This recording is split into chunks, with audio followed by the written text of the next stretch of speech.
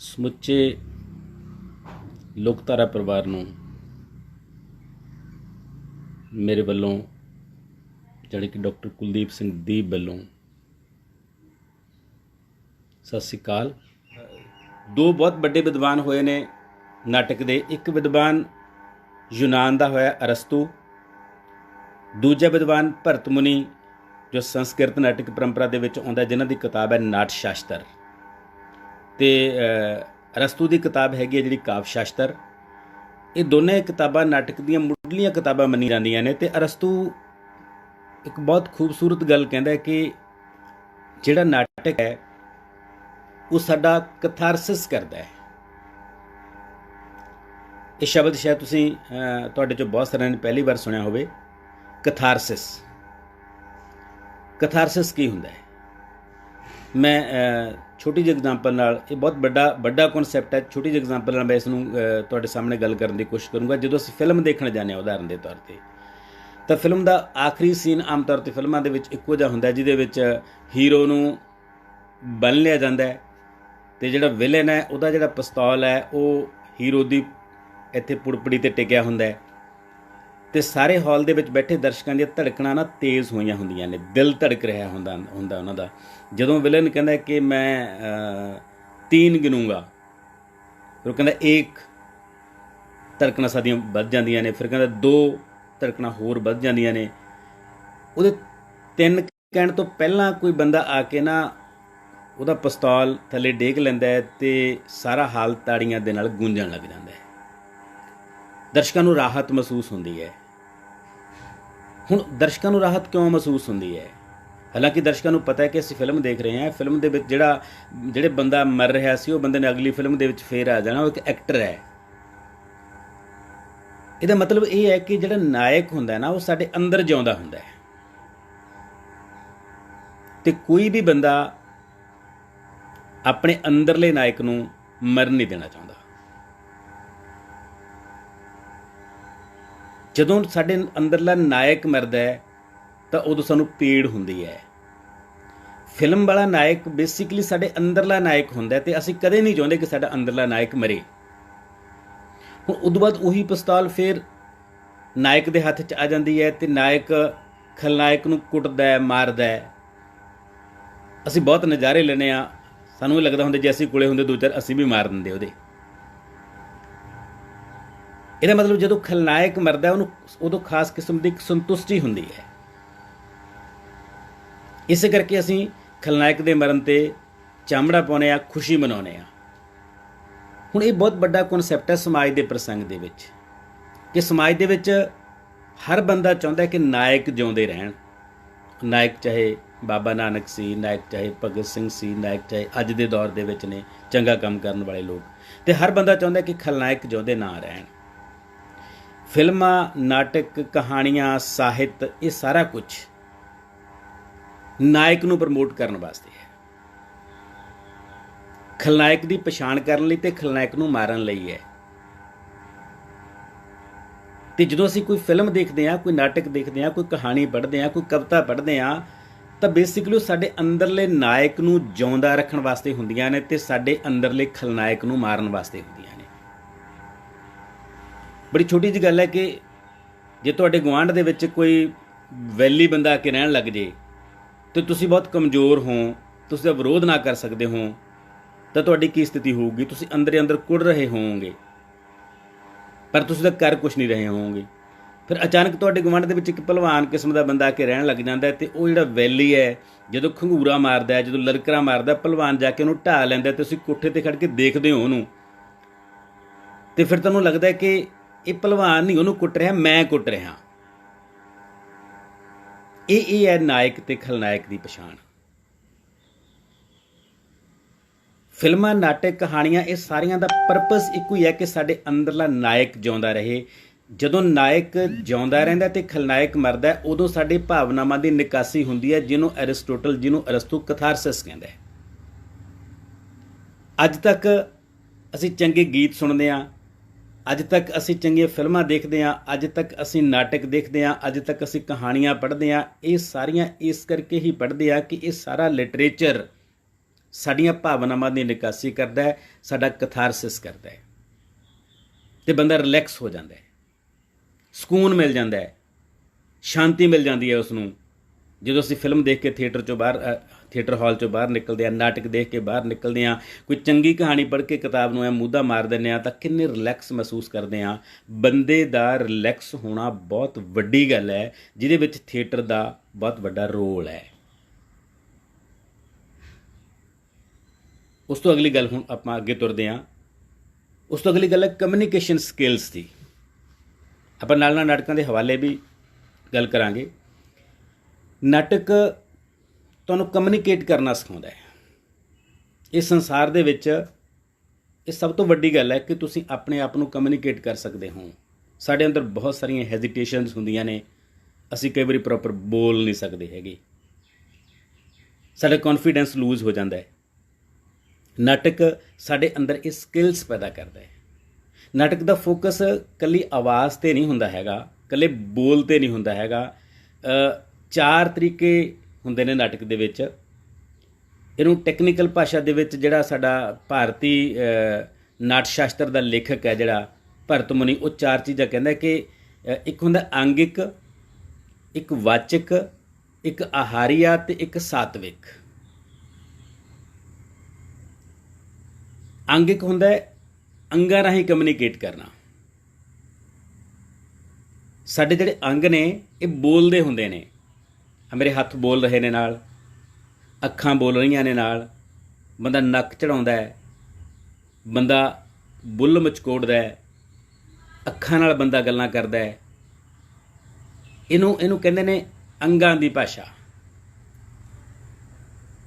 ਨਾਟਕ ਸਾਨੂੰ ਅੰਗਾਂ ਦੀ ਭਾਸ਼ਾ ਦੀ ਵਰਤੋਂ ਕਰਨੀ ਸਿਖਾਉਂਦਾ ਹੈ ਕਿ ਜਦੋਂ ਆਪਾਂ ਕਿਸੇ ਵੱਲ ਇੱਕ ਉਂਗਲ ਕਰਦੇ ਹਾਂ ਇਹਦਾ ਕੀ ਮੀਨਿੰਗ ਹੈ, ਕਿਸੇ ਵੱਲ 5 ਉਂਗਲਾਂ ਕਰਦੇ ਹਾਂ ਇਹਦਾ ਕੀ ਮੀਨਿੰਗ ਹੈ, ਕਿਸੇ ਵੱਲ ਇਹ ਕਰਦੇ ਹਾਂ ਕੀ ਮੀਨਿੰਗ ਹੈ, ਕਿਸੇ ਨੂੰ ਐਂ ਕਰਦੇ ਹਾਂ ਕੀ ਮੀਨਿੰਗ ਹੈ, ਕਿਸੇ ਨੂੰ ਐਂ ਕਰਦੇ ਹਾਂ ਕਿਸੇ ਨੂੰ ਕੀ ਮੀਨਿੰਗ ਹੈ, ਐਂ ਕਰਦੇ ਹਾਂ ਕੀ ਮੀਨਿੰਗ ਹੈ, ਐਂ ਕਰਦੇ ਹਾਂ ਕੀ ਮੀਨਿੰਗ ਹੈ। ਅਸੀਂ ਜ਼ਿੰਦਗੀ ਸਿੱਖਦੇ ਹਾਂ।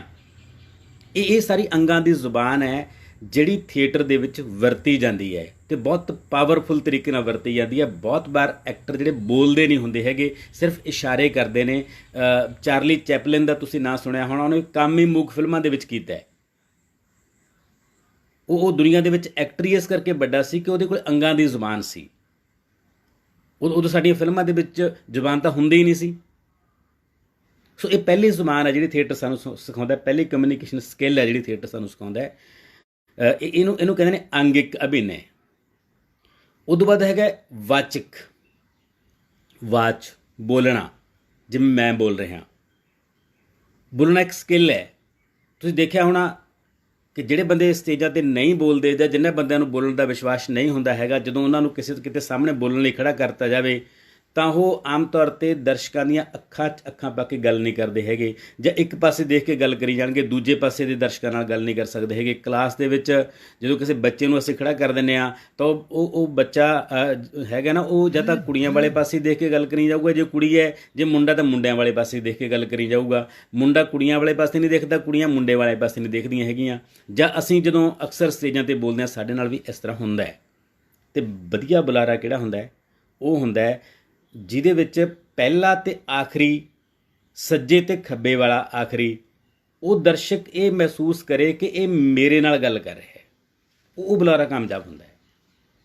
ਅਤੇ ਇਹ ਗੱਲ ਨਾਟਕ ਸਿਖਾਉਂਦਾ ਸਾਨੂੰ ਕਿ ਆਖਰੀ ਦਰਸ਼ਕ ਦੀਆਂ ਅੱਖਾਂ 'ਚ ਅੱਖਾਂ ਪਾ ਕੇ ਕਿਵੇਂ ਗੱਲ ਕੀਤੀ ਜਾ ਸਕਦੀ ਹੈ। ਜਿਹੜਾ ਸੱਜੇ ਪਾਸੇ ਇੱਕ ਪਾਸੇ ਬੈਠਾ ਅਤੇ ਜਿਹੜਾ ਖੱਬੇ ਪਾਸੇ ਸਾਈਡ 'ਤੇ ਬੈਠਾ, ਉਸ ਦਰਸ਼ਕ ਨੂੰ ਕਿਵੇਂ ਐਡਰੈਸ ਕੀਤਾ ਜਾ ਸਕਦਾ ਹੈ। ਜੇ 10,000 ਬੰਦਾ ਤੁਹਾਡੇ ਸਾਹਮਣੇ ਹੈ ਤਾਂ 10 ਦਾ 10,000 ਬੰਦਾ ਇਹ ਮਹਿਸੂਸ ਕਰੇ ਕਿ ਇਹ ਜਿਹੜਾ ਬੋਲਣ ਵਾਲਾ ਬੰਦਾ ਨਾ ਮੇਰੇ ਨਾਲ ਗੱਲ ਕਰ ਰਿਹਾ ਹੈ। ਇਹਨੂੰ ਕਹਿੰਦੇ ਨੇ ਵਾਚਕ। ਇਹ ਹੈ ਵਾਚ ਦੀ ਤਾਕਤ। ਇੱਥੇ ਤੁਹਾਡਾ ਅੰਗਿਕ ਵੀ ਨਾਲ ਨਾਲ ਚੱਲ ਰਿਹਾ, ਵਾਚਕ ਵੀ ਨਾਲ ਨਾਲ ਸ਼ਾਮਲ ਹੋ ਰਿਹਾ ਹੈ। ਤੁਹਾਡੀ ਆਵਾਜ਼, ਤੁਹਾਡੇ ਉਤਰਾਅ ਚੜਾਅ। ਤੀਜੀ ਜਿਹੜੀ ਸਕਿੱਲ ਜਿਹੜੀ ਹੈਗੀ ਕਮਿਊਨੀਕੇਸ਼ਨ ਸਕਿੱਲ ਜਿਹੜਾ ਨਾਟਕ ਸਾਨੂੰ ਸਿਖਾਉਂਦਾ ਹੈ, ਉਹ ਹੈ ਆਹਾਰੀਆ। ਆਹਾਰੀਆ ਕਹਿੰਦੇ ਨੇ ਵਸਤਰਾਂ ਨੂੰ, ਕੱਪੜਿਆਂ ਨੂੰ, ਵੇਸ਼-ਭੂਸ਼ਾ ਨੂੰ। ਨਾਟਕ ਸਾਨੂੰ ਇਹ ਵੀ ਸਿਖਾਉਂਦਾ ਹੈ ਕਿ ਅਸੀਂ ਜ਼ਿੰਦਗੀ 'ਚ ਵੀ ਸਿੱਖਦੇ ਹਾਂ। ਤੁਸੀਂ ਕਿਸੇ ਦੇ ਮਰਨੇ 'ਤੇ ਜਾਂਦੇ ਹੋ ਤਾਂ ਕਿਹੋ ਜਿਹੇ ਕੱਪੜੇ ਪਾ ਕੇ ਜਾਂਦੇ ਹੋ? ਵੱਖਰੀ ਤਰ੍ਹਾਂ ਦੇ ਕੱਪੜੇ ਹੁੰਦੇ ਨੇ। ਕਿਸੇ ਦੇ ਵਿਆਹ ਤੇ ਜਾਂਦੇ ਹੋ ਤਾਂ ਕਿਹੋ ਜਿਹੇ ਕੱਪੜੇ ਪਾ ਕੇ ਜਾਂਦੇ ਹੋ, ਹੋਰ ਤਰ੍ਹਾਂ ਦੇ ਕੱਪੜੇ ਪਾ ਕੇ ਜਾਂਦੇ ਹੋ। ਦਫ਼ਤਰ ਜਾਂਦੇ ਹੋ ਤਾਂ ਕਿਹੋ ਜਿਹੇ ਕੱਪੜੇ ਪਾ ਕੇ ਜਾਂਦੇ ਹੋ, ਹੋਰ ਤਰ੍ਹਾਂ ਦੇ ਕੱਪੜੇ ਪਾ ਕੇ ਜਾਂਦੇ ਹੋ। ਬੱਚਾ ਸਕੂਲ ਜਾਂਦਾ ਕਿਹੋ ਜਿਹੇ ਕੱਪੜੇ ਪਾ ਕੇ ਜਾਂਦਾ ਹੈ, ਹੋਰ ਤਰ੍ਹਾਂ ਦੇ ਕੱਪੜੇ ਪਾ ਕੇ ਜਾਂਦਾ ਹੈ।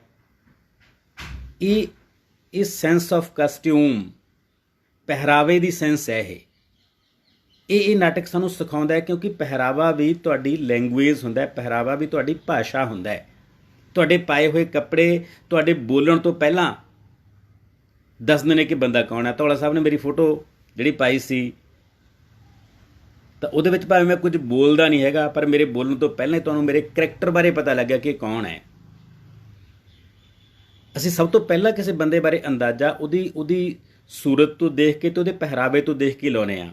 ਉਹਦੀ ਸੀਰਤ ਦਾ ਅੰਦਾਜ਼ਾ ਤਾਂ ਉਹਦੇ ਬੋਲਣ ਤੋਂ ਤੇ ਹੋਰ ਚੀਜ਼ਾਂ ਤੋਂ ਲੱਗਦਾ, ਬਾਅਦ 'ਚ ਲੱਗਦਾ, ਵਕਤ ਲੱਗਦਾ ਉਸ ਨੂੰ।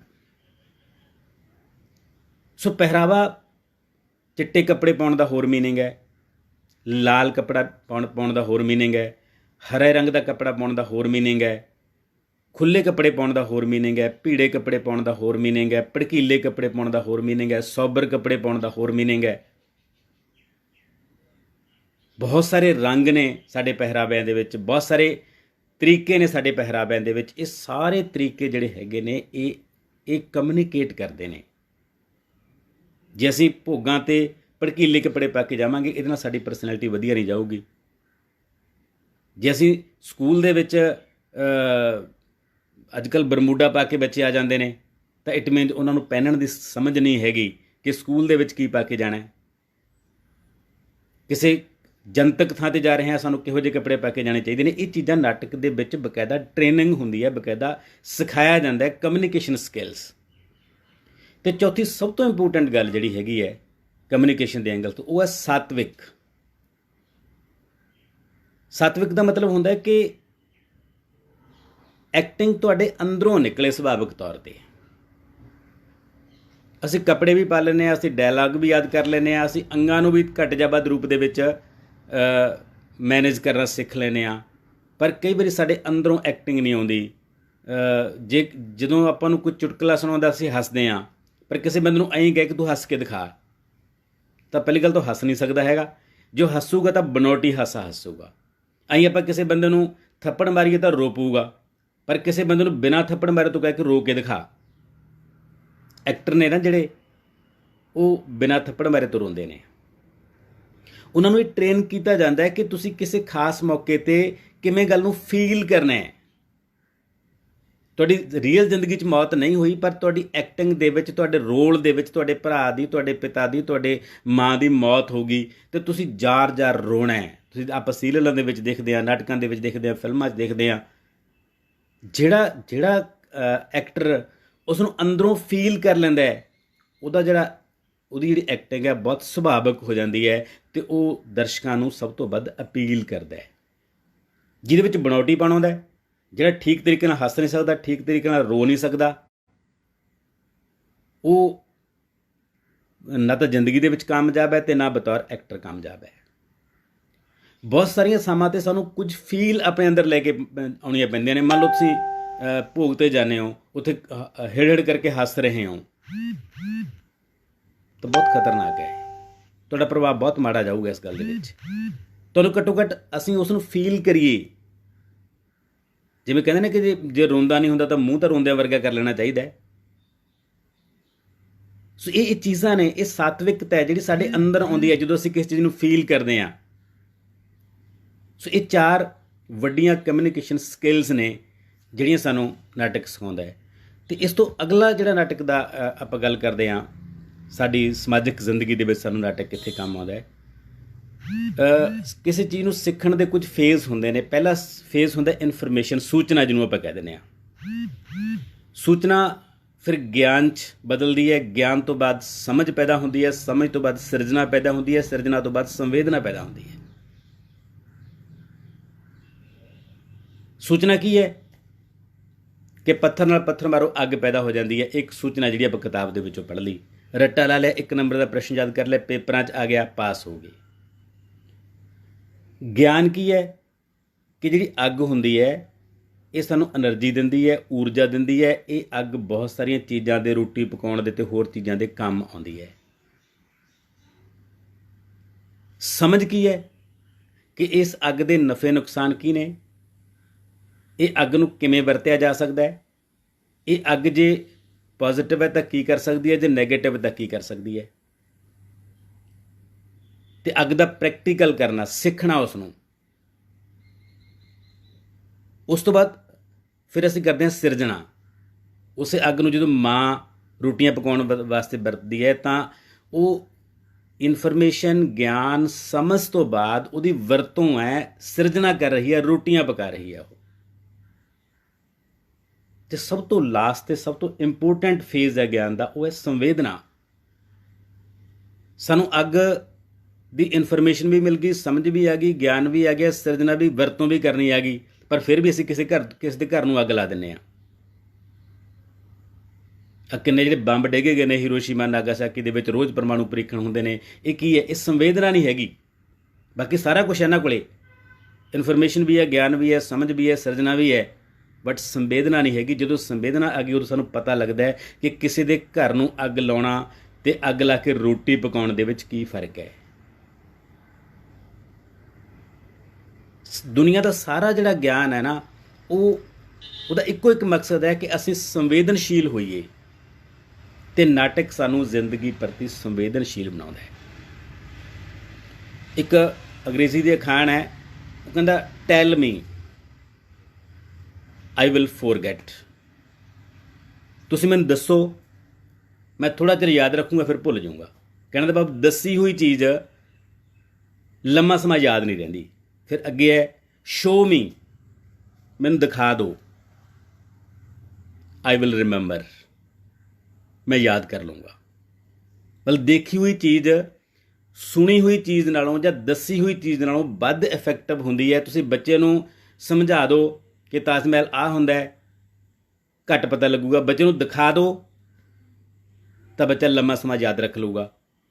ਪਰ ਤੀਜੀ ਗੱਲ, involve me I will understand, ਮੈਨੂੰ ਸ਼ਾਮਲ ਕਰੋ ਵਿੱਚ, ਤਾਂ ਮੈਂ ਇਸ ਨੂੰ ਮੁਕੰਮਲ ਤੌਰ 'ਤੇ ਸਮਝ ਲਊਂਗਾ। ਹੁਣ ਆਪਾਂ ਛੋਟੀ ਜਿਹੀ ਐਗਜ਼ਾਮਪਲ ਲੈਂਦੇ ਹਾਂ ਕਿ ਸਾਈਕਲ, ਆਪਾਂ ਕਹਿੰਦੇ ਕਿ ਬੇਟੇ ਸਾਈਕਲ ਕਿਵੇਂ ਚੱਲਦਾ ਹੈਗਾ, ਉੱਤੇ ਚੜ੍ਹ ਜਾਓ, ਪੈਡਲ ਮਾਰਨ ਲੱਗ ਜਾਓ, ਮੋੜ ਦਿਓ, ਸਾਈਕਲ ਚਲਾਉਣਾ ਸਿੱਖ ਲਓਗੇ। ਫਿਰ ਆਪਾਂ ਕਿਸੇ ਨੂੰ ਸਾਈਕਲ ਚੱਲਦੇ ਨੂੰ ਦਿਖਾ ਦਈਏ ਵੀ ਆਹ ਦੇਖੋ ਜੀ, ਆਹ ਬੰਦਾ ਸਾਈਕਲ 'ਤੇ ਚੜ੍ਹਿਆ ਸੀ, ਹੁਣ ਇਹ ਪੈਡਲ ਮਾਰੇ ਅਤੇ ਲੈ ਗਿਆ ਭਜਾ ਕੇ। ਪਰ ਬੱਚਾ ਸਾਈਕਲ ਚਲਾਉਣਾ ਉਨੀ ਦੇਰ ਨਹੀਂ ਸਿੱਖਦਾ ਜਿੰਨੀ ਦੇਰ ਤੱਕ ਅਸੀਂ ਉਹਨੂੰ ਉਹਦੇ ਵਿੱਚ ਇਨਵੋਲਵ ਨਹੀਂ ਕਰਦੇ ਹੈਗੇ। ਜਦੋਂ ਬੱਚਾ ਆਪ ਚੜੂਗਾ ਸਾਈਕਲ 'ਤੇ, ਜਦੋਂ ਬੱਚਾ ਆਪ ਪੈਡਲ ਮਾਰੂਗਾ, ਉਹਨੂੰ ਫਿਰ ਪਤਾ ਲੱਗੂਗਾ ਕਿ ਪ੍ਰੋਬਲਮਾਂ ਕਿੱਥੇ ਕਿੱਥੇ ਆਉਂਦੀਆਂ ਨੇ।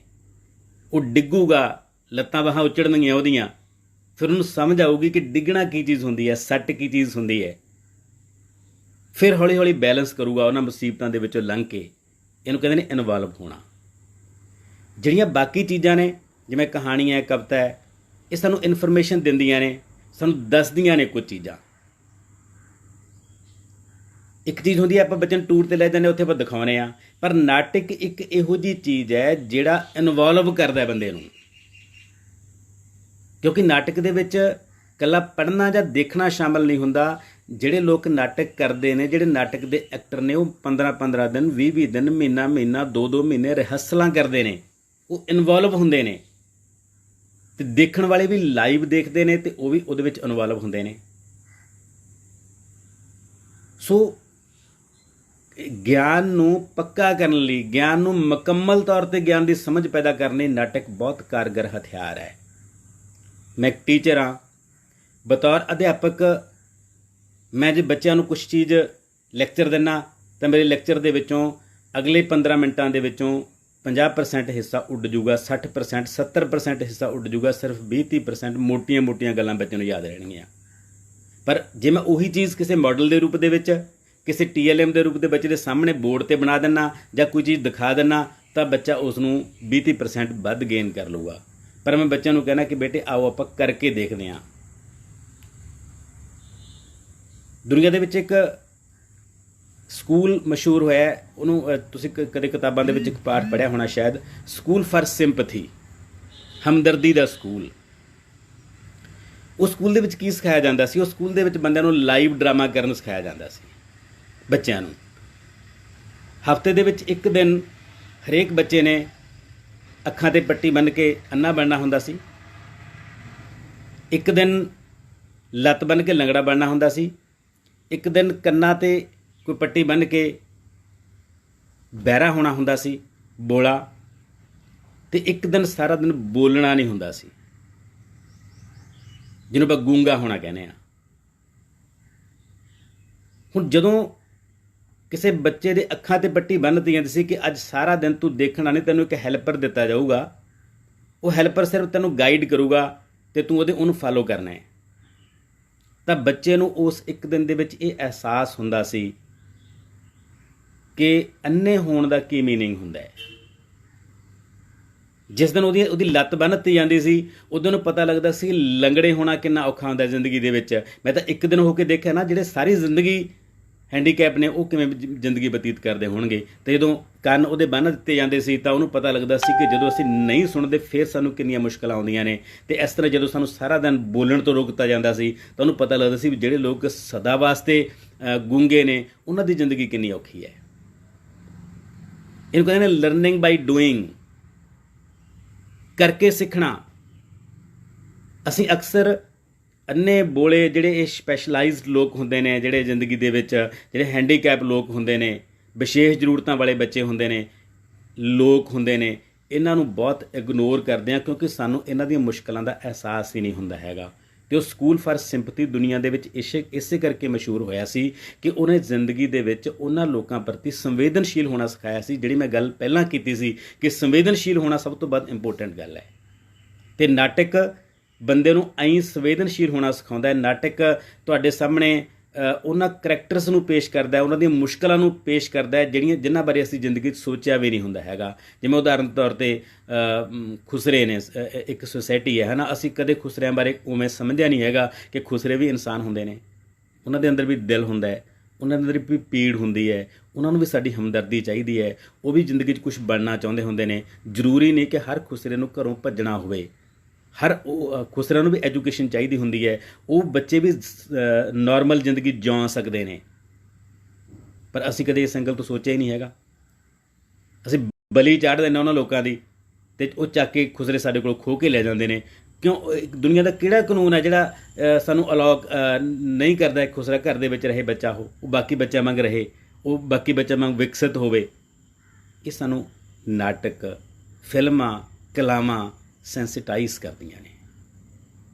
ਅਸੀਂ ਉਹਨਾਂ ਦੀਆਂ ਪੀੜਾਂ ਨੂੰ ਮਹਿਸੂਸ ਕਰਨਾ ਸਿੱਖਦੇ ਹਾਂ ਕਿ ਇੱਕ ਕਿੰਨਰ ਹੋਣ ਦਾ ਕੀ ਦਰਦ ਹੁੰਦਾ ਹੈ, ਕਿ ਕਿੰਨਰ ਨੋਰਮਲ ਜ਼ਿੰਦਗੀ ਜਿਉ ਨਹੀਂ ਸਕਦਾ, ਕਿ ਕਿੰਨਰ ਸਾਡੇ ਘਰ ਦੇ ਵਿੱਚ ਨਹੀਂ ਰਹਿ ਸਕਦਾ। ਉਹ ਸਾਡਾ ਬੱਚਾ ਹੈ, ਕੁਦਰਤ ਤੌਰ 'ਤੇ ਉਹਨੂੰ ਇੱਕ ਉਹਦੇ ਅੰਦਰ ਕੋਈ ਕਮੀ ਰਹਿ ਗਈ ਤਾਂ ਇਹਦਾ ਮਤਲਬ ਇਹ ਥੋੜ੍ਹੀ ਹੈ ਕਿ ਅਸੀਂ ਜ਼ਿੰਦਗੀ 'ਚੋਂ ਛੇਕ ਦਈਏ ਉਹਨਾਂ ਨੂੰ। ਸੋ ਇਹਨੂੰ ਮਤਲਬ ਅਸੀਂ ਕਹਿੰਦੇ ਹਾਂ ਕਿ ਜਦੋਂ ਅਸੀਂ ਕਿਸੇ ਚੀਜ਼ ਨੂੰ ਸਾਹਮਣੇ ਵਾਪਰਦਾ ਦੇਖਦੇ ਹਾਂ ਜਾਂ ਕਿਸੇ ਚੀਜ਼ ਦੇ ਵਿੱਚ ਸ਼ਾਮਲ ਹੁੰਦੇ ਹਾਂ ਤਾਂ ਸਾਨੂੰ ਉਹਦੀ ਅਸਲ ਸੰਵੇਦਨਾ ਦਾ ਅਹਿਸਾਸ ਉਦੋਂ ਹੁੰਦਾ ਹੈ। ਇਸ ਤੋਂ ਅੱਗੇ ਜਦੋਂ ਅਸੀਂ ਤੁਰਦੇ ਹਾਂ ਤਾਂ ਅਗਲੀ ਗੱਲ ਹੈ ਮਨੋਵਿਗਿਆਨ ਦੀ। ਮਨੋਵਿਗਿਆਨ ਅਤੇ ਕਲਪਨਾ ਦੋ ਇਹੋ ਜਿਹੀਆਂ ਚੀਜ਼ਾਂ ਨੇ ਜਿਹੜੀਆਂ ਨਾਟਕ ਸਾਨੂੰ ਸਿਖਾਉਂਦਾ ਅਤੇ ਜਿਹੜੀਆਂ ਜ਼ਿੰਦਗੀ 'ਚ ਬਹੁਤ ਇੰਪੋਰਟੈਂਟ ਨੇ। ਜਿਹੜਾ ਟੈਲੀਵਿਜ਼ਨ ਹੈ ਇਹਨੂੰ ਨਾ ਤੁਸੀਂ ਸੁਣਿਆ ਹੋਣਾ ਸ਼ਾਇਦ, ਇਹਨੂੰ ਈਡੀਅਟ ਬਾਕਸ ਕਿਹਾ ਜਾਂਦਾ ਹੈ, ਬੁੱਧੂ ਬਕਸਾ। ਹੁਣ ਈਡੀਅਟ ਬਾਕਸ ਕਿਵੇਂ ਹੈ ਟੈਲੀਵਿਜ਼ਨ? ਕਿਉਂਕਿ ਟੈਲੀਵਿਜ਼ਨ ਸਾਡੇ ਜਿਹੜੀਆਂ ਮਾਈਂਡ ਦੀਆਂ ਸਾਰੀਆਂ ਇਮੈਜੀਨੇਟਿਵ ਫੈਕਲਟੀਜ਼ ਨੇ, ਜਿਨ੍ਹਾਂ ਨੂੰ ਅਸੀਂ ਕਲਪਨਾ ਪੈਦਾ ਕਰਨ ਵਾਲੇ ਅੰਗ ਸਾਡੇ ਕਹਿੰਦੇ ਆ, ਉਹਨੂੰ ਇਮੈਜੀਨੇਟਿਵ ਫੈਕਲਟੀ ਕਿਹਾ ਜਾਂਦਾ ਇੰਗਲਿਸ਼ ਦੇ ਵਿੱਚ। ਜਿਹੜੇ ਅੰਗ ਸਾਡੇ ਅੰਦਰੋਂ ਕਲਪਨਾ ਪੈਦਾ ਕਰਦੇ ਨੇ ਸਾਡੀ, ਟੈਲੀਵਿਜ਼ਨ ਉਹਨਾਂ ਸਾਰੀਆਂ ਫੈਕਲਟੀਜ਼ ਨੂੰ ਤਬਾਹ ਕਰ ਦਿੰਦਾ ਹੈ ਅਤੇ ਬੰਦਾ ਇਕੱਲਾ ਸੁਸਤ ਹੋ ਕੇ ਉਹਨੂੰ ਦੇਖਦਾ ਰਹਿੰਦਾ ਹੈ। ਬੰਦੇ ਨੂੰ ਲੱਗਦਾ ਤਾਂ ਇਹ ਹੈ ਕਿ ਮੈਂ ਬਹੁਤ ਇਨਵੋਲਵ ਹਾਂ, ਪਰ ਬੇਸਿਕਲੀ ਉਹਦੀ ਕਲਪਨਾ ਵਾਸਤੇ ਉੱਥੇ ਕੋਈ ਸਪੇਸ ਨਹੀਂ ਰਹਿੰਦੀ ਹੈਗੀ। ਅਤੇ ਅੱਜ ਕੱਲ੍ਹ ਜਿਵੇਂ ਵਿਕਾਊ ਮੀਡੀਆ ਹੈ, ਅਤੇ ਅਸੀਂ ਕਰੋਨਾ ਦੇ ਦੌਰ ਦੇ ਵਿੱਚ ਵੀ ਦੇਖਿਆ। ਉਹਦਾ ਇੱਕ ਪ੍ਰੈਕਟੀਕਲ ਉਦਾਹਰਨ ਇਹ ਹੈ ਕਿ ਜਦੋਂ ਲੋਕਡਾਊਨ ਦੇ ਵਿੱਚ ਅਸੀਂ ਚਲੇ ਗਏ ਅਤੇ ਅਸੀਂ ਸਾਰਾ ਦਿਨ ਵਟਸਐਪਾਂ 'ਤੇ, ਫੇਸਬੁੱਕਾਂ 'ਤੇ ਟੈਲੀਵਿਜ਼ਨ ਦੇ ਚੈਨਲਾਂ ਮੂਹਰੇ ਬੈਠੇ ਰਹੇ, ਤਾਂ ਜਿਹੜਾ ਵਾਇਰਸ ਸਰੀਰਕ ਵਾਇਰਸ ਸੀ, ਜਿਹੜਾ ਸਾਡੇ ਸਰੀਰ ਦੇ ਵਿੱਚ ਐਂਟਰ ਕਰਦਾ ਸੀ, ਉਹ ਸਾਡੇ ਦਿਮਾਗਾਂ ਦੇ ਵਿੱਚ ਐਂਟਰ ਕਰ ਗਿਆ। ਤੇ ਜਦੋਂ ਕੋਈ ਵਾਇਰਸ ਤੁਹਾਡੇ ਦਿਮਾਗ ਦੇ ਵਿੱਚ ਇੰਟਰ ਕਰ ਜਾਂਦਾ ਉਹ ਬਹੁਤ ਜ਼ਿਆਦਾ ਖਤਰਨਾਕ ਹੁੰਦਾ ਹੈ। ਸਰੀਰ ਵਾਲਾ ਵਾਇਰਸ ਤਾਂ ਮਰ ਜਾਂਦਾ ਹੈ, ਪਰ ਦਿਮਾਗ ਵਾਲੇ ਵਾਇਰਸ ਨੂੰ ਮਾਰਨਾ ਬਹੁਤ ਖਤਰਨਾਕ ਹੁੰਦਾ ਹੈ। ਤੇ ਇਹ ਜਿਹੜਾ ਮੀਡੀਆ ਹੈ ਇਹ ਬਹੁਤ ਸਾਰੇ ਵਾਇਰਸ ਸਾਡੇ ਦਿਮਾਗਾਂ ਦੇ ਵਿੱਚ ਭਰਦਾ, ਇਹੋ ਜਿਹੇ ਜਿਹੜੇ ਬਹੁਤ ਖਤਰਨਾਕ ਵਾਇਰਸ ਹੁੰਦੇ ਨੇ, ਜਿਹੜੇ ਅਸੀਂ ਸੋਚ ਵੀ ਨਹੀਂ ਸਕਦੇ ਹੈਗੇ। ਉਹਦੇ ਮੁਕਾਬਲੇ ਜਿਹੜਾ ਸਾਹਿਤ ਹੈ, ਜਿਹੜਾ ਨਾਟਕ ਹੈ, ਇਹ ਐਂਟੀ ਵਾਇਰਸ ਹੈ। ਇਹ ਬਹੁਤ ਸਟਰੋਂਗ ਐਂਟੀ ਵਾਇਰਸ ਹੈ ਜਿਹੜਾ ਸਾਨੂੰ ਸੁਚੇਤ ਕਰਦਾ ਹੈ, ਜਿਹੜਾ ਸਾਨੂੰ ਸਾਡੀਆਂ ਇਮੈਜੀਨੇਟਿਵ ਫੈਕਲਟੀਜ਼ ਨੂੰ ਡਿਵੈਲਪ ਕਰਦਾ, ਵਿਕਸਿਤ ਕਰਦਾ ਸਾਡੇ ਉਹਨਾਂ ਆਰਗਨਸ ਨੂੰ ਕਿ ਤੁਸੀਂ ਸੋਚੋ। ਇੱਕ ਨਾਟਕ ਦੀ ਟੈਕਨੀਕ ਹੈ, ਉਹਨੂੰ ਕਹਿੰਦੇ ਨੇ ਇੰਪਰੋਵਾਈਜੇਸ਼ਨ। ਜਿਹੜੇ ਮਰਾਸੀ ਸੀ ਸਾਡੇ, ਉਹ ਕੋਈ ਸਕ੍ਰਿਪਟ ਨਹੀਂ ਤਿਆਰ ਕਰਕੇ ਲਿਆਉਂਦੇ ਸੀ, ਉਹ ਬਣਿਆ ਬਣਾਇਆ ਨਾਟਕ ਨਹੀਂ ਤਿਆਰ ਕਰਕੇ ਲਿਆਉਂਦੇ ਸੀ। ਉਹ ਮੌਕੇ 'ਤੇ ਨਾਟਕ ਕਰਦੇ ਸੀ। ਜਿਹੋ ਜਿਹਾ ਉਹਨਾਂ ਦੇ ਮੂਹਰੇ ਬੰਦਾ ਉਹਦੇ ਨਾਲ ਜੋੜ ਕੇ ਨਾਟਕ ਕਰਨ ਦੇ ਸੀ। ਘਰ ਦਾ ਜਿਹੋ ਜਿਹਾ ਮਾਲਕ ਹੈ ਉਹਦੇ ਨਾਲ ਜੋੜ ਕੇ ਨਾਟਕ ਕਰਨ ਦੇ ਸੀ। ਰਿਸ਼ਤੇਦਾਰ ਸੀ ਉਹਦੇ ਨਾਲ ਜੋੜ ਕੇ ਨਾਟਕ ਕਰਨ ਦੇ ਸੀ। ਇਹਨੂੰ ਕਹਿੰਦੇ ਨੇ ਮੌਕੇ 'ਤੇ ਨਾਟਕ ਕਰਨ ਨੂੰ ਕਹਿੰਦੇ ਨੇ ਇੰਪਰੋਵਾਈਜੇਸ਼ਨ। ਇਹ ਉਹੀ ਬੰਦਾ ਕਰ ਸਕਦਾ ਹੈ ਜਿਹਦੀ ਕਲਪਨਾ ਸ਼ਕਤੀ ਬਹੁਤ ਤੇਜ਼ ਹੈ, ਕਿਉਂਕਿ ਕਲਪਨਾ ਸ਼ਕਤੀ ਦੇ ਵਿੱਚੋਂ ਵਿਚਾਰ ਪੈਦਾ ਹੋਣੇ ਨੇ, ਆਈਡੀਆ ਪੈਦਾ ਹੋਣੇ ਨੇ, ਹਾਜ਼ਰ ਜਵਾਬੀ ਪੈਦਾ ਹੋਣੀ ਹੈ, ਕੰਸਨਟ੍ਰੇਸ਼ਨ ਪੈਦਾ ਹੋਣੀ ਹੈ, ਇਕਾਗਰਤਾ ਪੈਦਾ ਹੋਣੀ ਹੈ। ਤੇ ਟੈਲੀਵਿਜ਼ਨ ਇਹਦੇ ਉਲਟ ਰੋਲ ਪਲੇ ਕਰਦਾ ਹੈ। ਟੈਲੀਵਿਜ਼ਨ ਤੁਹਾਨੂੰ ਸਾਰਾ ਕੁਝ ਰੈਡੀਮੇਡ ਪਰੋਸ ਦਿੰਦਾ ਤੁਹਾਡੇ ਸਾਹਮਣੇ, ਜਦੋਂ ਕਿ ਜਿੰਨੀਆਂ ਸਾਡੀਆਂ ਕਲਾਵਾਂ ਨੇ, ਚਾਹੇ ਉਹ ਸੰਗੀਤ ਕਲਾ ਹੈ, ਚਾਹੇ ਉਹ ਨ੍ਰਿਤ ਕਲਾ ਹੈ, ਚਾਹੇ ਉਹ ਨਾਟਕ ਕਲਾ ਹੈ, ਚਾਹੇ ਬਾਕੀ ਸਾਰੀਆਂ ਕਲਾਵਾਂ ਨੇ, ਇਹ ਸਾਰੀਆਂ ਸਾਨੂੰ ਸਾਡੇ ਅੰਦਰ ਉਹ ਸਕਿੱਲਸ ਪੈਦਾ ਕਰਦੀਆਂ ਨੇ ਜਿਹੜੀਆਂ ਸਕਿੱਲਸ ਸਾਨੂੰ ਜ਼ਿੰਦਗੀ ਜਿਉਣ ਦਾ ਬਿਹਤਰ ਬਦਲ ਦਿੰਦੀਆਂ ਨੇ। ਅਸੀਂ ਬੱਚਿਆਂ ਨੂੰ ਪਰੀ ਕਹਾਣੀਆਂ ਕਾਹਤੋਂ ਸੁਣਾਉਂਦੇ ਹਾਂ? ਕਿਉਂਕਿ ਅਸੀਂ ਬੱਚਿਆਂ ਦੀ ਇਮੈਜੀਨੇਸ਼ਨ ਡਿਵੈਲਪ ਕਰਨਾ ਚਾਹੁੰਦੇ ਹਾਂ ਕਿ ਬੱਚਾ ਬਹੁਤ ਕੁਝ ਵਿਕਸਿਤ ਕਰੇ ਆਪਣੇ ਆਪ। ਜਦੋਂ ਕੋਈ ਵੀ ਵਿਗਿਆਨੀ ਜਿਹੜੇ ਜਾਂ ਗੱਲ ਆਪਾਂ ਨਿਊਟਨ ਦੀ ਗੱਲ ਕਰ ਲਈਏ ਕਿ ਨਿਊਟਨ ਨੇ ਉਹ ਸੇਬ ਦੇ ਦਰਖਤ ਥੱਲੇ ਬੈਠਾ, ਸੇਬ ਉੱਪਰੋਂ ਡਿੱਗਦਾ ਹੈ, ਤਾਂ ਉਹਦੇ ਦਿਮਾਗ ਦੇ ਵਿੱਚ ਇੱਕ ਇਮੈਜੀਨੇਸ਼ਨ ਹੀ ਆਉਂਦੀ ਹੈ ਨਾ ਕਿ ਇਹ ਸੇਬ ਉੱਪਰੋਂ ਥੱਲੇ ਕਾਹਤੋਂ ਡਿੱਗਿਆ, ਥੱਲੋਂ ਉੱਪਰ ਨੂੰ ਕਾਹਤੋਂ ਨਹੀਂ ਗਿਆ ਹੈਗਾ। ਇਸ ਇਮੈਜੀਨੇਸ਼ਨ ਦੇ ਵਿੱਚੋਂ ਨਿਊਟਨ ਦੇ ਜੇ 3 ਲਾ, ਜਿਹਨੂੰ ਆਪਾਂ 3 ਲਾਸ ਆਫ ਨਿਊਟਨ ਕਹਿੰਦੇ ਆ, ਉਹ ਪੈਦਾ ਹੋਏ ਸੀ। ਦੁਨੀਆ ਦੀਆਂ ਜਿੰਨੀਆਂ ਡਿਸਕਵਰੀਜ਼ ਹੋਈਆਂ ਨੇ, ਦੁਨੀਆ ਦੀਆਂ ਜਿੰਨੀਆਂ ਖੋਜਾਂ ਹੋਈਆਂ ਨੇ, ਉਹ ਬੰਦੇ ਦੇ ਇੱਥੋਂ ਬ੍ਰੇਨ 'ਚੋਂ ਪੈਦਾ ਹੋਈਆਂ ਨੇ, ਇਮੈਜੀਨੇਸ਼ਨ 'ਚੋਂ ਪੈਦਾ ਹੋਈਆਂ ਨੇ। ਬੰਦੇ ਨੇ ਸੁਪਨਾ ਲਿਆ ਕਿ ਬੰਦਾ ਉੱਡਦਾ ਕਾਹਤੋਂ ਨਹੀਂ ਹੈਗਾ ਜਹਾਜ਼ ਵਾਂਗੂ, ਤਾਂ ਜਹਾਜ਼ ਪੈਦਾ ਹੋ ਗਿਆ। ਸੋ ਇਹ ਜਿੰਨੀਆਂ ਕਲਾਵਾਂ ਨੇ ਨਾ, ਇਹ ਸਾਡੀ ਕਲਪਨਾ ਸ਼ਕਤੀ ਨੂੰ ਤੇ ਸਾਡੇ ਮਨੋਵਿਗਿਆਨ ਨੂੰ ਅਮੀਰ ਕਰਦੀਆਂ ਨੇ। ਤੇ ਨਾਟਕ ਤਾਂ ਬਹੁਤ ਕਮਾਲ ਦਾ ਸਾਧਨ ਹੈ। ਜਦੋਂ ਕਿਸੇ ਬੰਦੇ ਨੂੰ ਕਿਹਾ ਜਾਂਦਾ ਹੈ ਕਿ ਤੂੰ ਫਲਾਣੇ ਚੀਜ਼ ਦਾ ਰੋਲ ਕਰਨਾ ਹੈ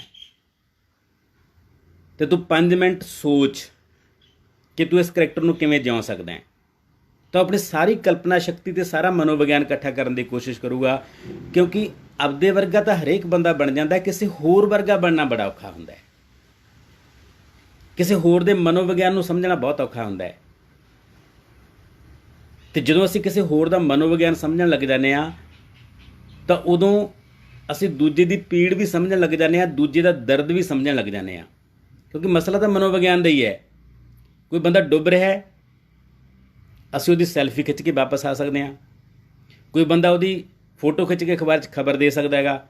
ਪਰ ਕੋਈ ਇੱਕ ਬੰਦਾ ਇਹੋ ਜਿਹਾ ਹੋ ਸਕਦਾ ਹੈ ਜਿਹੜਾ ਬੰਦਾ ਉਹਦੇ ਦਰਦ ਨੂੰ ਮਹਿਸੂਸ ਕਰੇ, ਉਹ ਨਾ ਉਹਦੀ ਸੈਲਫੀ ਲਵੇ, ਨਾ ਉਹਦੀ ਅਖਬਾਰ ਦੇ ਵਿੱਚ ਫੋਟੋ ਲਾਵੇ, ਉਹ ਉਹਨੂੰ ਬਚਾਵੇ। ਤੇ ਅੱਜ ਦੇ ਦੌਰ ਦਾ ਜਿਹੜਾ ਸਾਡਾ ਸਮਾਜ ਹੈ ਨਾ, ਉਹ ਸੈਲਫੀਆਂ ਲੈਣ ਵਾਲਾ ਸਮਾਜ ਹੀ ਹੈ। ਉਹ ਫੋਟੋਆਂ ਖਿੱਚ ਕੇ ਖਬਰਾਂ ਬਣਾਉਣ ਵਾਲਾ ਸਮਾਜ ਹੀ ਹੈ, ਬਚਾਉਣ ਵਾਲਾ ਸਮਾਜ ਨਹੀਂ। ਅਸੀਂ ਬੰਦਿਆਂ ਨੂੰ ਮਰਦੇ ਦੇਖਦੇ ਹਾਂ। ਤੁਹਾਡੇ ਸਾਹਮਣੇ ਕਿੰਨੇ ਪ੍ਰਵਾਸੀ ਮਜ਼ਦੂਰ ਮਰ ਰਹੇ ਨੇ, ਪਰ ਸੰਵੇਦਨਾ ਸਾਡੀ ਜਾਗਦੀ ਨਹੀਂ ਨਾ। ਸਿਆਸਤਦਾਨਾਂ ਤਾਂ ਜਮੇ ਨਹੀਂ ਜਾਗਦੀ ਹੈਗੀ।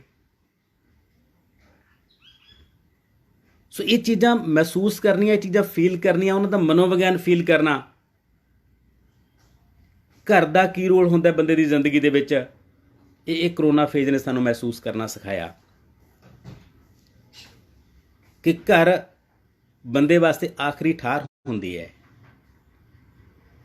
ਬੰਦਾ ਬਾਹਰ ਕਿਤੇ ਮਰਜ਼ੀ ਜਾਵੇ, ਅਲਟੀਮੇਟਲੀ ਉਹਨੇ ਘਰ ਦੇ ਵਿੱਚ ਆਉਣਾ ਹੁੰਦਾ ਤੇ ਘਰ ਉਸ ਨੂੰ ਇੱਕ ਸੁਰੱਖਿਅਤ ਸਪੇਸ ਦਿੰਦਾ, ਸੁਰੱਖਿਅਤ ਥਾਂ ਦਿੰਦਾ ਉਸ ਨੂੰ। ਤੇ ਜਿੰਨੇ ਪ੍ਰਵਾਸੀ ਮਜ਼ਦੂਰ ਹਜ਼ਾਰ ਹਜ਼ਾਰ ਕਿਲੋਮੀਟਰ ਪੈਦਲ ਤੁਰ ਕੇ ਜਾ ਰਹੇ ਨੇ, ਕਦੇ ਕਰਕੇ ਜਾ ਰਹੇ ਨੇ, ਉਹਨਾਂ ਦੇ ਇੱਥੇ ਘਰ ਵਸਿਆ ਹੋਇਆ ਹੈ। ਇਸ ਗੱਲ ਨੂੰ ਅਸੀਂ ਉਹਨਾਂ ਦੇ ਮਨੋਵਿਗਿਆਨ ਨੂੰ ਮਹਿਸੂਸ ਨਹੀਂ ਕਰ ਸਕੇ ਹੈਗੇ ਕਿ ਘਰ ਕਿੱਡੀ ਵੱਡੀ ਚੀਜ਼ ਹੁੰਦਾ। ਘਰ ਸਾਡੇ ਦਿਮਾਗ ਦੇ ਵਿੱਚ, ਘਰ ਅੱਜ ਤੱਕ ਕਿਉਂ ਨਹੀਂ ਖਤਮ ਹੋ ਸਕਿਆ ਦੁਨੀਆ ਤੇ, ਹੋਰ ਬਹੁਤ ਸਾਰੀਆਂ ਚੀਜ਼ਾਂ ਖਤਮ ਹੋ ਗਈਆਂ, ਪਰ ਘਰ ਅੱਜ ਵੀ ਸਾਡੇ ਸਮਾਜ ਦੇ ਵਿੱਚ ਕਾਇਮ ਹੈ। ਕਿਉਂਕਿ ਘਰ ਉਹ ਚੀਜ਼ ਹੈ ਜਿੱਥੇ ਖੁਸ਼ੀ, ਗਮੀ ਤੇ ਸੁਰੱਖਿਆ, ਤਿੰਨ ਚੀਜ਼ਾਂ ਬੰਦੇ ਨੂੰ ਮਿਲਦੀਆਂ ਨੇ, ਹੋਰ ਕਿਸੇ ਥਾਂ ਤੋਂ ਨਹੀਂ ਮਿਲਦੀਆਂ ਹੈਗੀਆਂ।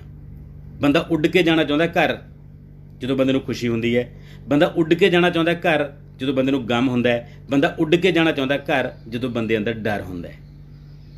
ਘਰ ਸਾਨੂੰ ਡਰ ਤੋਂ ਸੁਰੱਖਿਆ ਦਿੰਦਾ ਹੈ, ਘਰ ਸਾਨੂੰ ਸਾਡੀਆਂ ਖੁਸ਼ੀਆਂ ਸਾਂਝੀਆਂ ਕਰਨਾ ਸਿਖਾਉਂਦਾ ਹੈ, ਘਰ ਸਾਨੂੰ ਸਾਡੀਆਂ ਗਮੀਆਂ ਸਾਂਝੀਆਂ ਕਰਨਾ ਸਿਖਾਉਂਦਾ ਹੈ। ਇਹ ਘਰ ਦਾ ਮਨੋਵਿਗਿਆਨ ਹੈ ਜਿਹੜਾ, ਇਹ ਸਾਨੂੰ ਕਲਾਵਾਂ ਦੇ ਵਿੱਚੋਂ ਸਮਝ ਆਉਂਦੀ ਹੈ ਕਿ ਘਰ ਦਾ ਮਨੋਵਿਗਿਆਨ ਕੀ ਹੈ, ਘਰ ਦਾ ਕਨਸੈਪਟ ਕੀ ਹੈ, ਘਰ ਕਿਉਂ ਨਹੀਂ ਅੱਜ ਤੱਕ ਖਤਮ ਹੋ ਸਕਿਆ, ਘਰ ਦਾ ਰੂਪ ਬਦਲ ਗਿਆ ਪਰ ਘਰ ਖਤਮ ਨਹੀਂ ਹੋ ਸਕਿਆ ਹੈਗਾ। ਸੋ ਇਹਨੂੰ ਕਹਿੰਦੇ ਨੇ ਮਨੋਵਿਗਿਆਨ, ਕਿਸੇ ਚੀਜ਼ ਦੇ ਮਨੋਵਿਗਿਆਨ ਨੂੰ ਸਮਝਣਾ। ਇਸ ਤੋਂ ਅੱਗੇ ਆਪਾਂ ਚੱਲੀਏ ਤਾਂ ਸਾਨੂੰ ਸਾਡੇ ਨਾਟਕਾਂ ਨੇ ਸਾਡੇ ਸਮਾਜ ਦੀਆਂ ਬਹੁਤ ਸਾਰੀਆਂ ਪਰਤਾਂ ਨੂੰ ਸਮਝਣਾ ਸਿਖਾਇਆ। ਜਿਵੇਂ ਔਲਖ ਸਾਹਿਬ ਦੇ ਨਾਟਕ ਨੇ, ਪ੍ਰੋਫੈਸਰ ਅਜਮੇਰ ਔਲਖ ਦੇ ਨਾਟਕ ਨੇ, ਜਾਂ ਗੁਰਸ਼ਰਨ ਭਾਜੀ ਹੋਰਾਂ ਦੇ ਨਾਟਕ ਨੇ।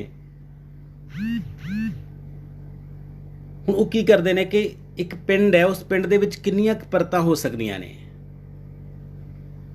ਧਨੀ ਕਿਸਾਨੀ ਹੈ, ਨਿਮਨ ਕਿਸਾਨੀ ਹੈ, ਦਲਿਤ ਸਮਾਜ ਹੈ ਸਾਡਾ। ਇੱਕ ਪਾਸੇ ਜਾਤ ਹੈ, ਦੂਜੇ ਪਾਸੇ ਜਮਾਤ ਹੈ। ਜਦੋਂ ਇੱਕ ਨਿਮਨ ਕਿਸਾਨੀ ਪਰਿਵਾਰ ਦਾ ਮੈਂਬਰ ਕਿਸੇ ਦੇ ਘਰ ਜਾ ਕੇ ਸੀਰੀ ਰਲ ਜਾਂਦਾ ਹੈ ਜਾਂ ਸ਼ਹਿਰ ਜਾ ਕੇ ਦਿਹਾੜੀ ਕਰਨ ਲੱਗ ਜਾਂਦਾ ਹੈ ਤਾਂ ਉਹਦਾ ਮਨੋਵਿਗਿਆਨ ਕਿਹੋ ਜਿਹਾ ਹੁੰਦਾ ਹੈ? ਖੁਦਕੁਸ਼ੀ ਕਰਨ ਦੀ ਨੌਬਤ ਕਿਵੇਂ ਆ ਜਾਂਦੀ ਹੈ? ਇਹਦੇ ਕਾਰਨ ਕਿੱਥੇ ਪਏ ਨੇ? ਅਸੀਂ ਬਹੁਤ ਥਾਵਾਂ ਤੇ ਤੁਸੀਂ ਕਿਤੇ ਬਹਿਸਾਂ ਕਰਦੇ ਹੋ, ਦੇਖਦੇ ਹੋ ਵੀ ਹਾਂ ਜੀ ਇਹ ਤਾਂ ਜੀ ਕਰਜ਼ਾਈ ਹੋ ਗਿਆ ਜੀ, ਇਹ ਤਾਂ ਕਰਜ਼ਾ ਲਈ ਗਿਆ ਜੀ, ਤਾਂ ਫਲਾਣਾ ਹੋ ਗਿਆ, ਧਮਕਾ ਹੋ ਗਿਆ, ਤਾਂ ਕਰਕੇ ਮਰ ਰਿਹਾ ਹੈ। ਇਹਨੂੰ ਸਮਝਣਾ ਇੰਨਾ ਸੌਖਾ ਨਹੀਂ। ਨਾਟਕ ਸਾਨੂੰ ਇਹਨਾਂ ਚੀਜ਼ਾਂ ਦੀ ਸਮਝ ਦਿੰਦੇ ਨੇ ਕਿ ਹਰ ਬੰਦਾ ਨਾ ਆਪਣੇ ਇੱਕ ਦਾਇਰੇ 'ਚ ਜ਼ਿੰਦਗੀ ਜਿਉਂਦਾ ਹੈ। ਉਸ ਦਾਇਰੇ ਦੇ ਜਿਹੜੇ ਪੈਰਾਮੀਟਰ ਨੇ ਉਹਨਾਂ ਦੇ ਮੁਤਾਬਕ ਉਹਨੂੰ ਚੱਲਣਾ ਪੈਂਦਾ ਹੈ। ਜੇ ਮੰਨ ਲਓ ਉਹਨੇ ਵਿਆਹ ਕਰਨਾ ਹੈ, ਇੱਕ ਜੱਟ ਪਰਿਵਾਰ ਦਾ ਮੈਂਬਰ ਹੈ ਉਹ, ਤਾਂ ਉਹਨੂੰ ਮਿਨੀਮਮ ਆਪਣੀਆਂ ਜਿਹੜੀਆਂ ਸਟੈਂਡਰਡ ਨੇ, ਮਿਨੀਮਮ ਜਿਹੜੀਆਂ ਲੋੜਾਂ ਨੇ ਉਹਦੇ ਮੁਤਾਬਕ ਹੀ ਕਰਨੀਆਂ ਪੈਂਦੀਆਂ ਨੇ। ਮਜ਼ਦੂਰ ਦੀਆਂ ਹੋਰ ਹੁੰਦੀਆਂ ਨੇ, ਇੱਕ ਜਿਹੜਾ ਨਿਮਨ ਕਿਸਾਨੀ ਹੈ ਉਹਦੀਆਂ ਹੋਰ ਨੇ, ਜਿਹੜਾ ਧਨੀ ਕਿਸਾਨ ਹੈ ਉਹਦੀ ਹੋਰ ਨੇ, ਜਿਹੜਾ ਅਮੀਰ ਹੈ ਉਹਦੀਆਂ ਹੋਰ ਨੇ। ਬੰਦੇ ਨੇ ਆਪਣੀ ਕਮਿਊਨਿਟੀ 'ਚ ਰਹਿਣਾ ਹੁੰਦਾ ਹੈ, ਉਹਦਾ ਇੱਕ ਸੱਭਿਆਚਾਰਕ ਮੀਟਰ ਹੁੰਦੇ ਨੇ ਜਿਹੜੇ ਉਹਨਾਂ ਨੂੰ ਪੂਰਾ ਕਰਨਾ ਹੁੰਦਾ। ਜਦੋਂ ਪੂਰਾ ਨਹੀਂ ਹੁੰਦੇ ਹੈਗੇ ਤਾਂ ਉਹਨਾਂ ਦਾ ਜਿਹੜਾ ਮਨੋਵਿਗਿਆਨ ਹੈ ਟੁੱਟਦਾ ਹੈ। ਉਹ ਮਾਨਸਿਕ ਸੰਕਟ ਦਾ ਸ਼ਿਕਾਰ ਹੁੰਦੇ ਨੇ। ਜਿਵੇਂ ਉਹਨਾਂ ਨੇ ਕਦੇ ਦਿਹਾੜੀ ਕਰਨ ਬਾਰੇ ਨਹੀਂ ਸੋਚਿਆ ਹੈਗਾ, ਪਰ ਉਸ ਨੂੰ ਜਦੋਂ ਦਿਹਾੜੀ ਕਰਨੀ ਪੈਂਦੀ ਹੈ ਜਾਂ ਸੀਰੀ ਰਲਣਾ ਪੈਂਦਾ, ਜਾਂ ਸ਼ਹਿਰ ਦੇ ਵਿੱਚ ਲੇਬਰ ਕਰਨਾ ਜਾਣਾ ਪੈਂਦਾ, ਜਾਂ ਲੇਬਰ ਚੌਂਕ 'ਚ ਖੜੇ ਹੋਣਾ ਪੈਂਦਾ ਹੈ। ਹੁਣ ਤੁਸੀਂ ਮਹਿਸੂਸ ਕੀਤਾ ਹੋਣਾ ਕਿ ਜਿੰਨੇ ਪੰਜਾਬ ਦੇ ਮੁੰਡੇ ਨੇ ਉਹ ਬਾਹਰ ਜਾ ਕੇ ਚਾਹੇ ਹੋਟਲ ਦੇ ਵਿੱਚ ਵੇਟਰ ਲੱਗ ਜਾਣ, ਪਰ ਇੱਧਰ ਨਹੀਂ ਉਹ ਕੰਮ ਕਰ ਸਕਦੇ ਹੈਗੇ, ਕਿਉਂਕਿ ਉਹਨਾਂ ਦਾ ਸਮਾਜਿਕ ਸੱਭਿਆਚਾਰਕ ਤਾਣਾ ਬਾਣਾ ਉਹਨਾਂ ਨੂੰ ਅਲਾਓ ਨਹੀਂ ਕਰਦਾ, ਉਹਨਾਂ ਦੀ ਮਾਨਸਿਕਤਾ ਨੂੰ ਅਲਾਓ ਨਹੀਂ ਕਰਦਾ ਹੈਗਾ। ਇਹਦੇ ਵਿੱਚੋਂ ਬਹੁਤ ਸਾਰੇ ਸੰਕਟ ਪੈਦਾ ਹੁੰਦੇ ਨੇ।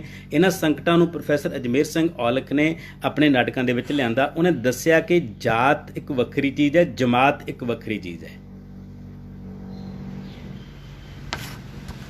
ਸੋ ਇਹ ਜਿਹੜਾ ਮਾਡਲ ਹੈ ਸਾਡੇ ਨਾਟਕਾਂ ਰਾਹੀਂ ਸਾਡੇ ਕੋਲੇ ਆ ਰਿਹਾ ਹੈ, ਗੁਰਸ਼ਰਨ ਭਾਜੀ ਰਾਹੀਂ ਸਾਡੇ ਕੋਲੇ ਆ ਰਿਹਾ ਹੈ, ਅਜਮੇਰ ਸਿੰਘ ਔਲਖ ਰਾਹੀਂ ਸਾਡੇ ਕੋਲੇ ਆ ਰਿਹਾ ਹੈ। ਜਿਹੜੀਆਂ ਲੇਅਰਸ ਨੇ ਸਾਡੀ ਸੁਸਾਇਟੀ ਦੀਆਂ, ਉਹ ਲੇਅਰਸ ਕਿਵੇਂ ਕੰਮ ਕਰਦੀਆਂ ਨੇ, ਉਹ ਲੇਅਰਸ ਕਿਵੇਂ ਇੱਕ ਦੂਜੇ ਨਾਲ ਟਕਰਾਉਂਦੀਆਂ ਨੇ, ਉਹ ਪਰਤਾਂ ਕਿਵੇਂ ਇੱਕ ਦੂਜੇ ਨਾਲ ਭਿੜਦੀਆਂ ਨੇ। ਧਨੀ ਕਿਸਾਨੀ ਤੇ ਨਿਮਨ ਕਿਸਾਨੀ ਕਿੱਥੇ ਜਾ ਕੇ ਭਿੜਦੀਆਂ ਨੇ, ਨਿਮਨ ਕਿਸਾਨੀ ਤੇ ਦਲਿਤ ਕਿੱਥੇ ਜਾ ਕੇ ਇਕੱਠੇ ਹੋ ਜਾਂਦੇ ਨੇ। ਇਹ ਗੱਲਾਂ ਨਾਟਕ ਸਾਨੂੰ ਸਮਝਣਾ ਸਿਖਾਉਂਦਾ ਹੈ ਕਿ ਨਿਮਨ ਕਿਸਾਨੀ ਤੇ ਧਨੀ ਕਿਸਾਨੀ ਦੇ ਹਿੱਤ ਕਿੱਥੇ ਜਾ ਕੇ ਵੱਖਰੇ ਹੋ ਜਾਂਦੇ ਨੇ।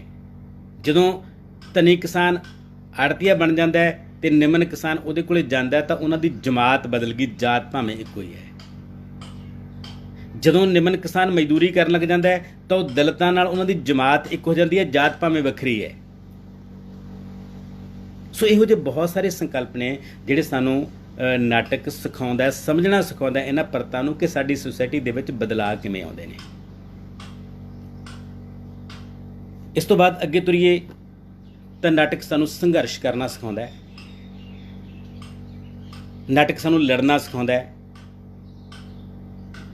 ਪੰਜਾਬੀ ਨਾਟਕ ਤੇ ਰੰਗਮੰਚ ਦੀ ਖਾਸ ਤੌਰ ਤੇ ਇੱਕ ਵੱਡੀ ਭੂਮਿਕਾ ਰਹੀ ਹੈ ਕਿ ਪੰਜਾਬੀ ਨਾਟਕ ਤੇ ਰੰਗਮੰਚ ਨੇ ਹਮੇਸ਼ਾ ਨਿਮਾਣੇ ਤੇ ਜਿਹੜੇ ਬੇਸਹਾਰਾ ਲੋਕ ਨੇ, ਨਤਾਣੇ ਲੋਕ ਨੇ, ਉਹਨਾਂ ਦੀ ਧਿਰ ਬਣਿਆ ਸਾਡਾ ਨਾਟਕ। ਆਈਸੀ ਨੰਦਾ ਦੇ ਪਹਿਲੇ ਨਾਟਕ ਦੁਲਹਨ ਤੋਂ ਆਪਾਂ ਜੇ ਸ਼ੁਰੂ ਕਰਕੇ ਦੇਖ ਲਈਏ, ਹਰਚਰਨ ਸਿੰਘ ਹੋਰਾਂ ਦੇ ਨਾਟਕ, ਸੰਤ ਸਿੰਘ ਸੇਖੋ ਹੋਰਾਂ ਦੇ ਨਾਟਕ, ਜਾਂ ਉਸ ਤੋਂ ਬਾਅਦ ਆਤਮਜੀਤ ਹੋਰਾਂ ਦੇ ਨਾਟਕ, ਉਸ ਤੋਂ ਬਾਅਦ ਪ੍ਰੋਫੈਸਰ ਅਜਮੇਰ ਸਿੰਘ ਔਲਖ ਹੋਰਾਂ ਦੇ ਨਾਟਕ, ਉਸ ਤੋਂ ਬਾਅਦ ਗੁਰਸ਼ਰਨ ਭਾਜੀ ਹੋਰਾਂ ਦੇ ਨਾਟਕ, ਜਿੰਨੀ ਪੰਜਾਬੀ ਨਾਟਕ ਦੀ 100 ਸਾਲ ਦੀ ਪਰੰਪਰਾ, 107 ਸਾਲ ਦੀ ਪਰੰਪਰਾ, 1913 ਦੇ ਵਿੱਚ ਪੰਜਾਬੀ ਨਾਟਕ ਸ਼ੁਰੂ ਹੋਇਆ ਸੀ, 2020 ਤੱਕ 107 ਸਾਲ ਦਾ ਸਾਡਾ ਨਾਟਕ ਹੋ ਚੁੱਕਿਆ। 107 ਸਾਲਾਂ ਦੇ ਵਿੱਚ ਪੰਜਾਬੀ ਨਾਟਕ ਨੇ ਲੋਕਾਂ ਦੀਆਂ ਸਮੱਸਿਆਵਾਂ ਨੂੰ ਪਲੇਟਫਾਰਮ 'ਤੇ ਲਿਆਂਦਾ, ਸਾਹਮਣੇ ਲਿਆਂਦਾ ਅਤੇ ਸਾਨੂੰ ਲੜਨਾ ਸਿਖਾਇਆ, ਸਾਨੂੰ ਸੰਘਰਸ਼ ਕਰਨਾ ਸਿਖਾਇਆ।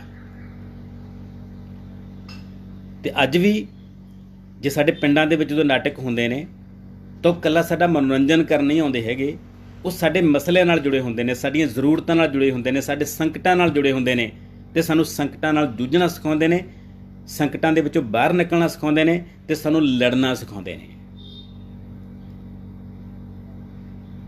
ਸਾਹਿਤ ਦੀਆਂ ਬਾਕੀ ਵਿਧਾਵਾਂ ਕਿਤਾਬਾਂ ਤੱਕ ਸੀਮਿਤ ਹੋ ਜਾਂਦੀਆਂ ਨੇ।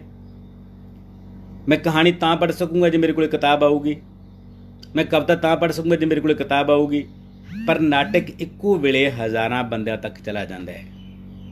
ਇਹ ਸਮਝ ਲਓ ਕਿ ਜੇ 1000 ਬੰਦੇ ਨੇ ਨਾਟਕ ਦੇਖ ਲਿਆ ਤਾਂ ਤੁਹਾਡੀਆਂ 10,000 ਕਿਤਾਬਾਂ ਵਿਕ ਗਈਆਂ, ਕਿਉਂਕਿ 1000 ਬੰਦਾ ਉਸ ਨਾਟਕ ਨੂੰ ਸਿਰਫ ਆਪਣੇ ਤੱਕ ਨਹੀਂ ਰੱਖੂਗਾ, ਉਸ ਨੂੰ ਆਪਣੇ ਪਰਿਵਾਰ ਤੱਕ ਤੇ ਹੋਰ ਥਾਵਾਂ ਤੱਕ ਲੈ ਕੇ ਜਾਊਗਾ।